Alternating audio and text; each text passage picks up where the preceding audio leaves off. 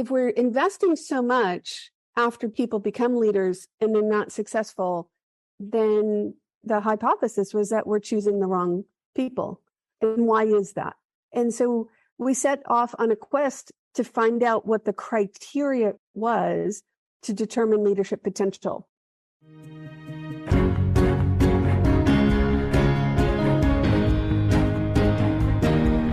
Hello, everyone. Welcome to the KTS Success Factor podcast for women, where we talk about challenges senior female leaders face in being happy and successful at work.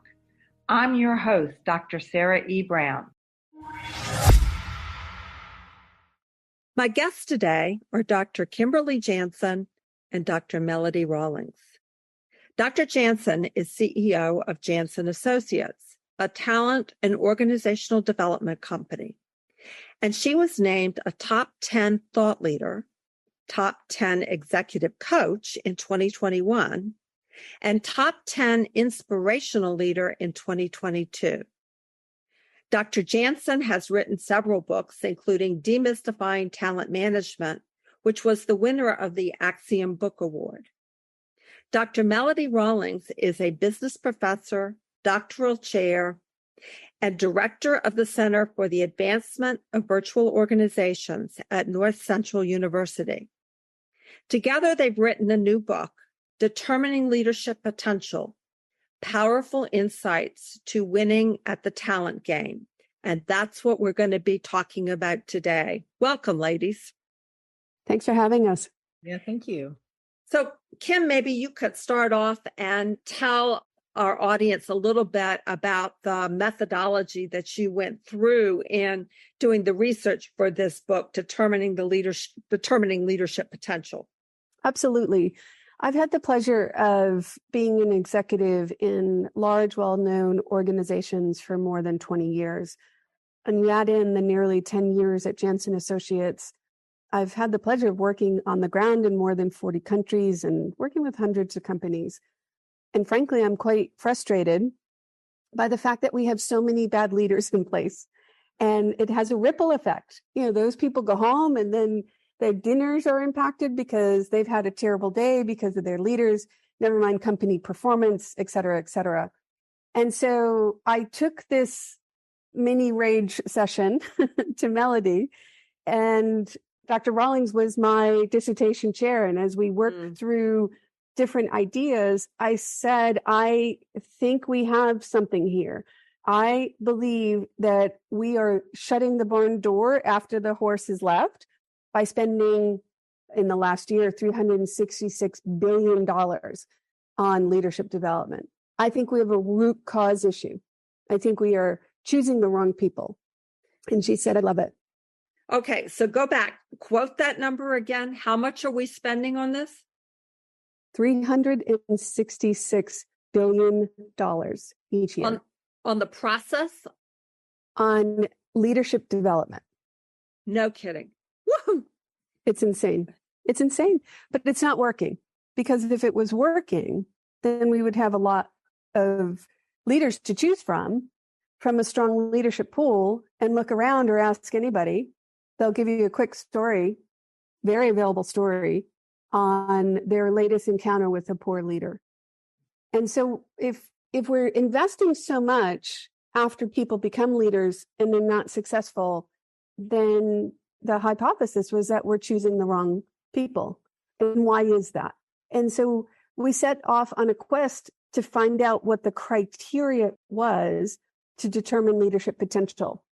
In the first study, we did 3 studies. The first study was a qualitative case study, looked at a number of companies in one industry, the real estate industry, and interviewed leaders at 4 different levels in the organization to see what the variation was. The results were outrageous. In one company, there was well over 100 different criteria that the 4 leaders were using. And that wasn't uncommon. That was more common than not. And actually, the CEOs in the different companies were more similar to each other than they were their own leaders. And so variation costs time, money, and when we're looking for different things at a different level, then how do we ever build on things and develop a strong pipeline of talent? So variation was one issue. The second was that they didn't have a clear framework. And frankly, they struggled to define the concept of determining leadership potential. I came across in my research a framework that I thought was quite simple and powerful. It's called the Leadership Blueprint. It was developed by Alan Church and Rob Siltzer. Alan ran talent management at PepsiCo. You know, they're a factory of producing great leaders. And so using the backdrop of the Leadership Blueprint, we incorporated that into the study as well. And the premise in that is that there's, some specific things you should look for. And what was interesting about the study is when we asked about those specific criteria, they said, oh, absolutely. And they're very important. But they didn't show up in the open question about criteria most of the time. So we had a disconnect. Because it was a qualitative study, we wanted a quantitative study. So Melody and I joined forces. We did a global survey, nearly 600 leaders, with parallel on the types of questions and ideas we were looking for. Great results. Validated the first one, extended it. And then I said, okay, well, what are the CEOs thinking? If they were more similar to each other in that first study, what are they thinking? And I interviewed more than 50 CEOs.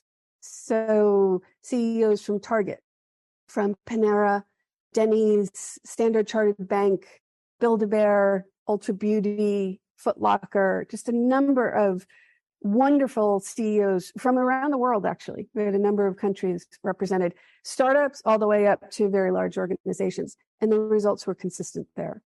And that was a qualitative, but we had a quant person working with us on the data to put it through exercises to make sure that the trends statistically valid as well. Anything to add to that, Melody? No, I think that about covers it well. We were just amazed about the variation that came back and how they determined leadership potential. And then the leadership blueprint that we used to underpin the studies really was revealing too in the areas that we will get into here. And that those are intelligence, motivation, personality, and learning agility. So I didn't mean to jump ahead of you, Kim, if you're not ready to jump into those. Well, those are the things that are common. Is that it? Okay, I'll get to that in a minute. But before I get to that, I want to clearly define the problem here.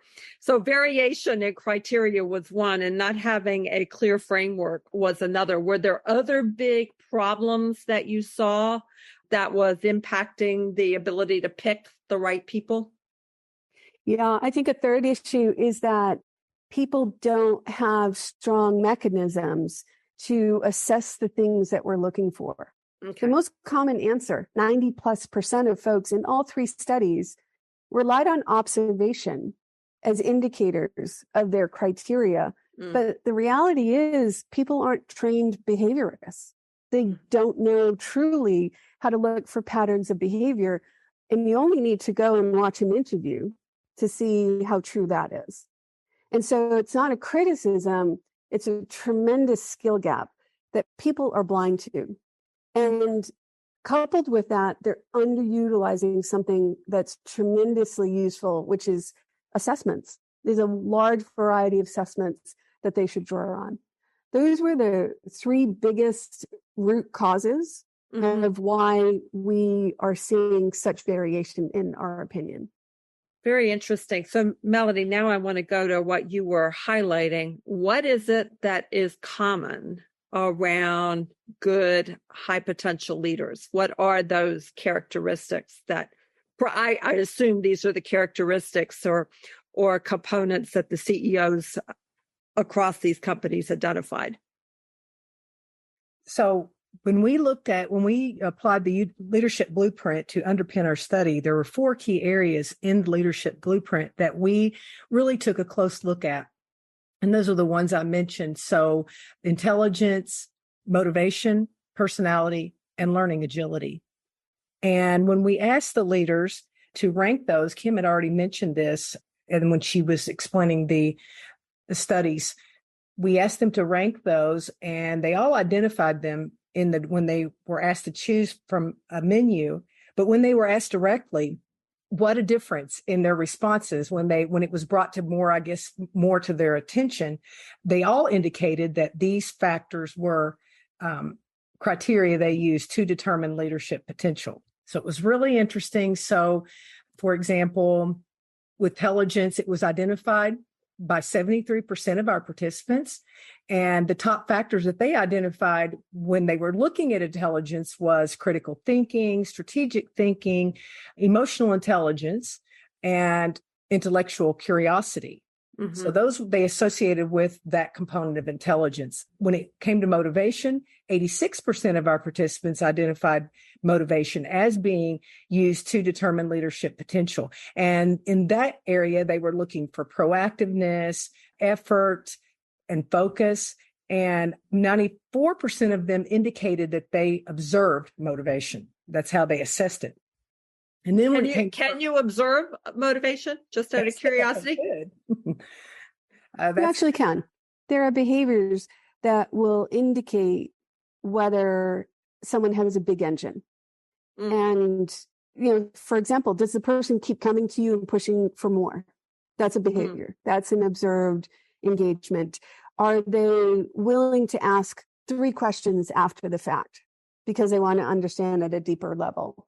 So there are a series of things you can do to test for observationally, but it's, like I mentioned a moment ago, it's not something people are trained to go looking for specifically. Okay. What Melody is quoting are results from the global study, the nearly 600 leaders. When you go to the CEO study, those statistics go up to nearly 100% each on each of those 4 criteria. But, look at the contrast. When we ask the open-ended question about what criteria do you use, in that study that Melody was just referencing, their top choice that they mentioned was emotional intelligence. Only 7% of them said it. So out of nearly 600 people, only 7% converged on one answer, and it was emotional intelligence, which is a part of personality.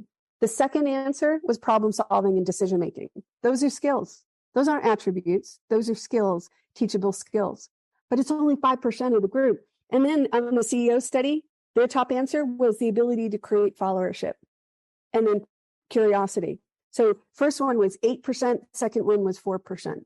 But then when we asked them directly about these, which is Melody's point, almost universally in the CEO study, and then 75+% in the other study said yes, absolutely. It's very important to us. Interesting. And all of them were assessing this via observation? Did they believe they were capable of assessing this via observation in your research? The vast majority of the research says yes, that we rely on observation. A small amount said that we sometimes use assessments from a 360 to the Hogan to the DISC to case studies or simulations. But that was a very, very small percentage of folks. Interesting. So what did you conclude from that?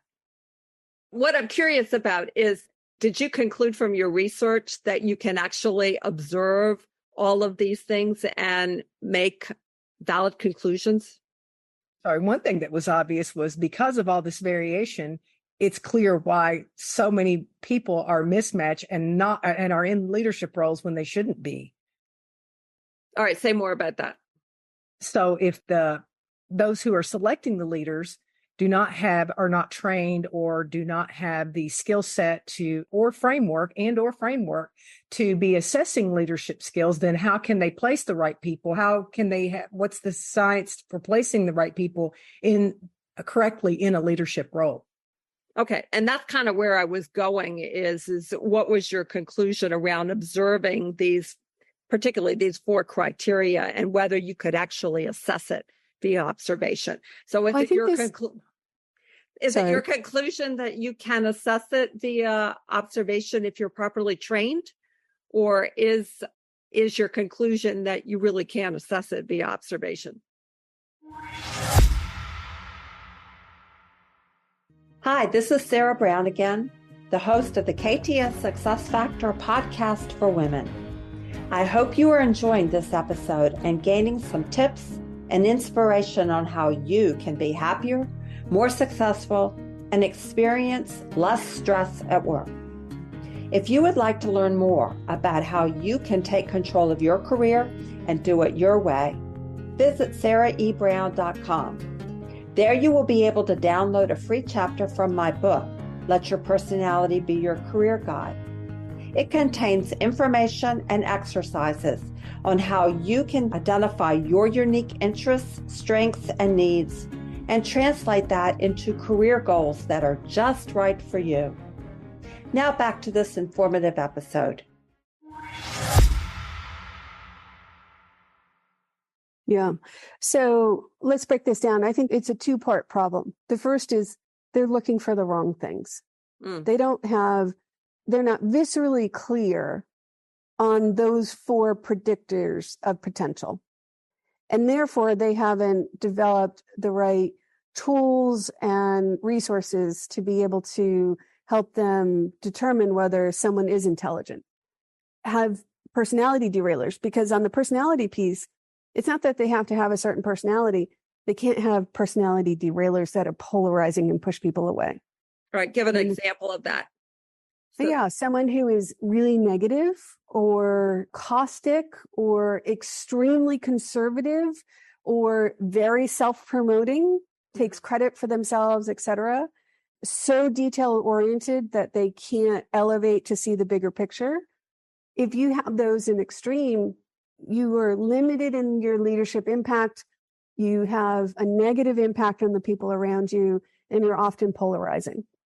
Okay, so if you accept that these are the four criteria that are going to be the most impactful for developing successful leaders, is it your premise you can learn the skills for observing it? Yes. You've asked the question a couple of times. You absolutely can learn capabilities that help you look for things that telegraph high intelligence or no derailing personality characteristics. But you are most successful when you have a multi-trait, multi-method assessment process, of which observation is one, and then balanced with other resources to help you with that. And there's a number of those that you can find. But I find that it's the 1-2 punch that gives you the best data to be able to make better decisions. Okay, that's kind of where I was going with that. So talk a little bit about what those other resources are. Yeah. So questions are a great way. In an interview, questions I ask are things such as, tell me about a time that you were misunderstood and how are you most often misunderstood? People don't know how to answer that. They have to think about it. But in their answer, they tell me so much that they don't know they're telling. Or what are your hot buttons and how do we know? And the person who answers very quickly and says, I've had to really try to do some things, but, sometimes we react to things and sometimes I have to go apologize. Well, that's someone who's made themselves feel better about volatility. So I would want to pull on that string some more. Some others are case studies and asking folks in terms of how they would respond. The Hogan Executive Assessment is a wonderful tool to help people understand where they fit, not only in terms of common dimensions of leadership, but also derailers and against the norm. There's some really good learning agility assessments out there that help you understand people's appetite. Do they have a voracious appetite to learn? Do they assimilate information quickly, et cetera, et cetera? So those are some samples in answer to your question. Okay, that's great. That's where I was going with that. So in all of the things that you've highlighted, I would surmise that current job performance is not the best predictor. Would I be correct on that? Melody, you want to take this? You would be correct on that, because unless the job is the same, just because somebody excels in the role that they're in or a role that they're in does not necessarily mean that they're going to excel in a leadership role or a different leadership role. So unless it happens to be the same. So, I think most of us who have been in the workforce or been in a leadership role for any length of time has probably seen this play out. So where someone is really good at their job or what they do, but then they get placed in a leadership role and they do not seem like even the same person because the job is different and they're a fish out of water. So they're not in an area where they have the right skill set or that they're right match to that position. Did that about cover it, Kim? Yeah, I think that was well said. I'd build on it and say, think about what we're saying with these 4 predictors.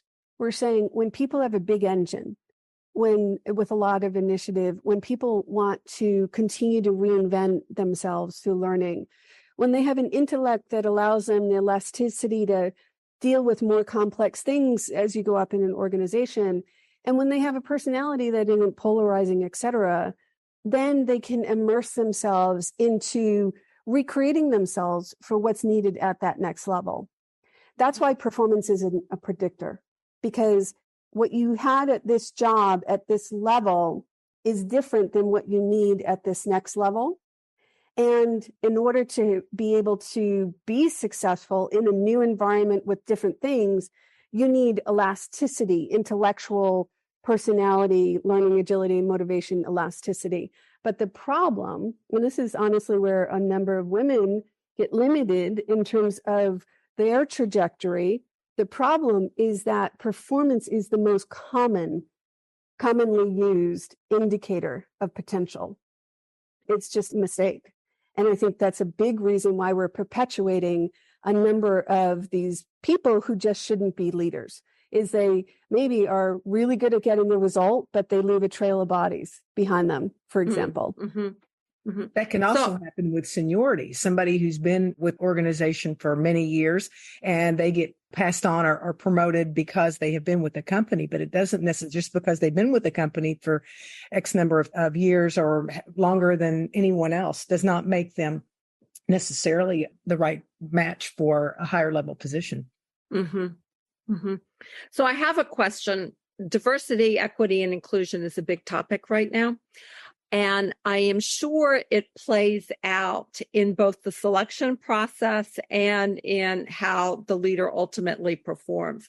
So this is kind of a 2-part question for you, is how do you check for bias in the selection process? That's number 1. And number 2, can you assess for bias in the candidate so that when that individual is installed, so to speak, you're less likely to have injected more bias into your organization?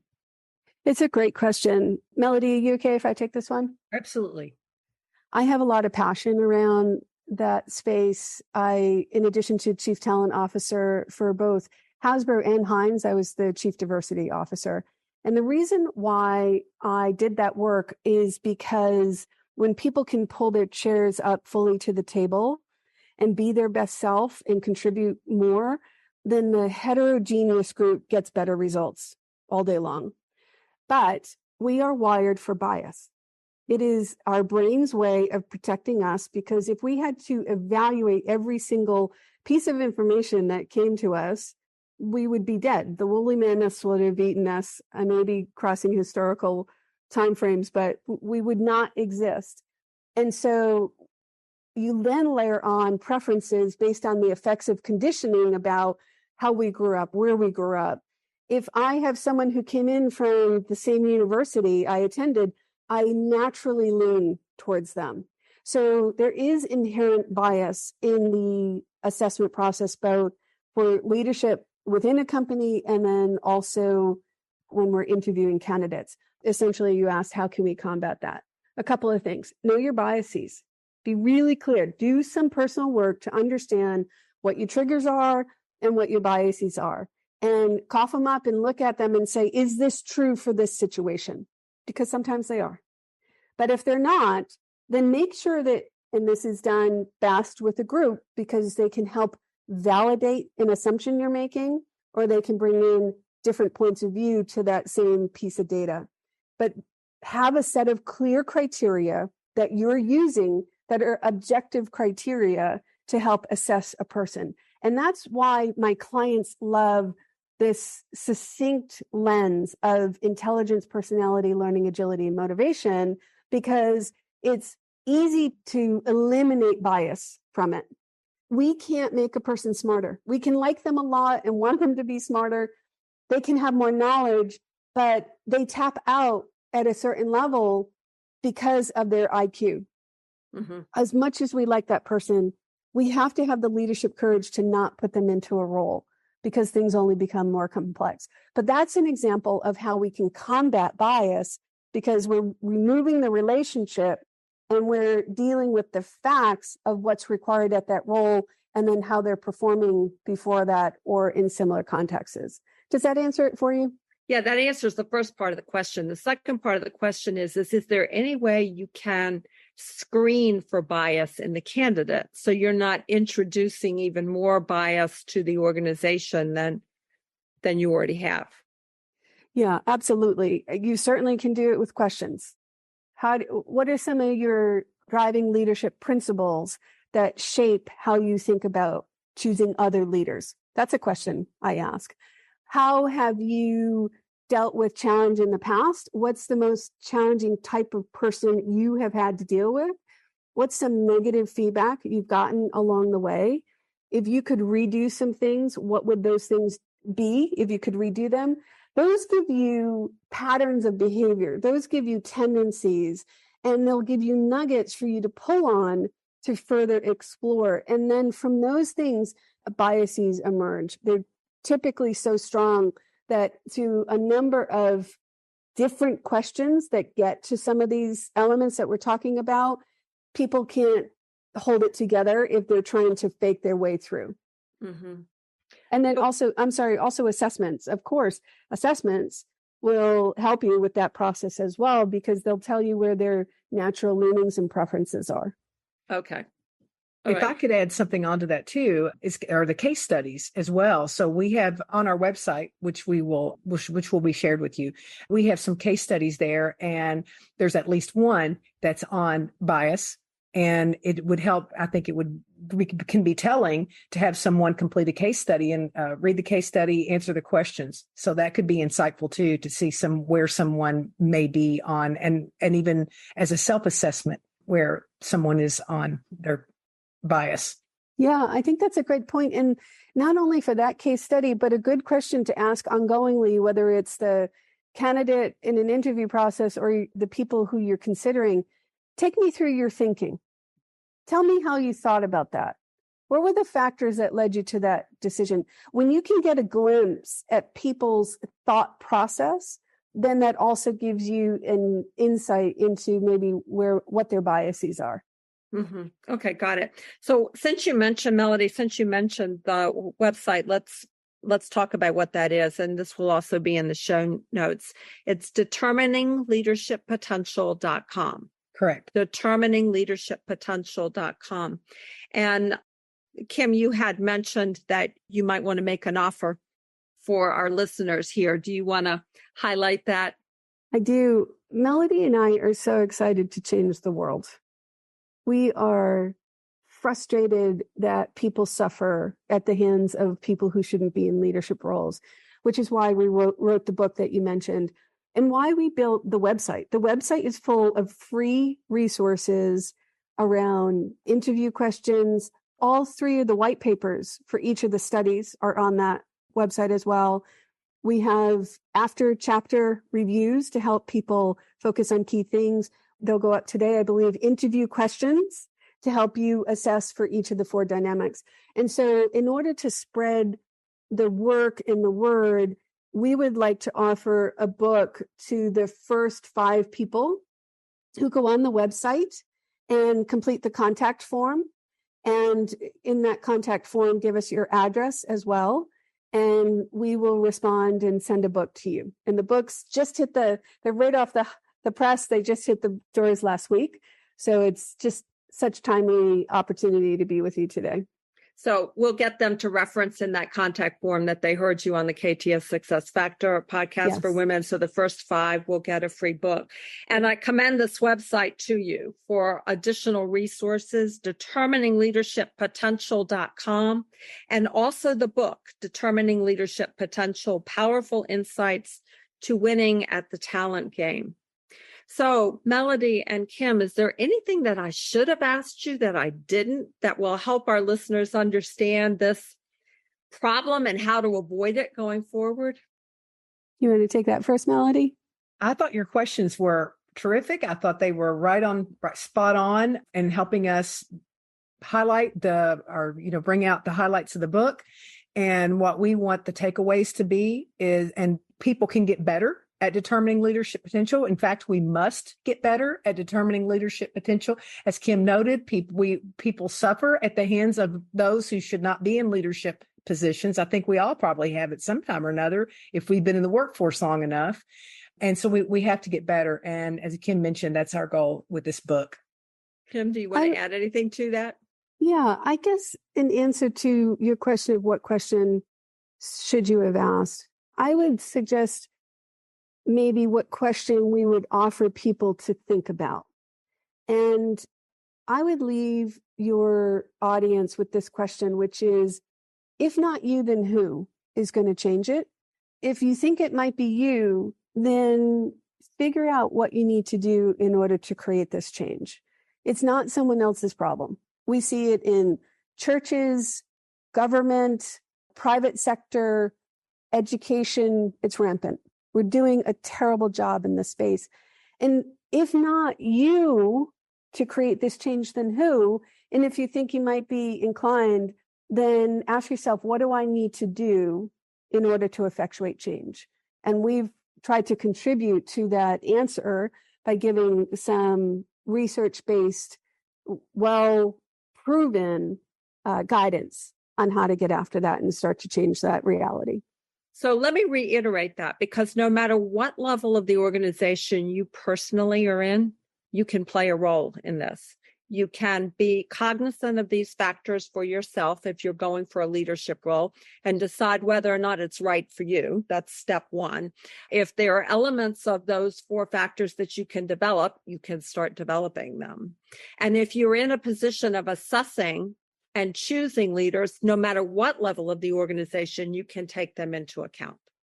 Brilliant. So that's how all of us can be a part of the solution, so that we get the right people in the right roles, because when we do, everybody will be happier, more successful, and better understood.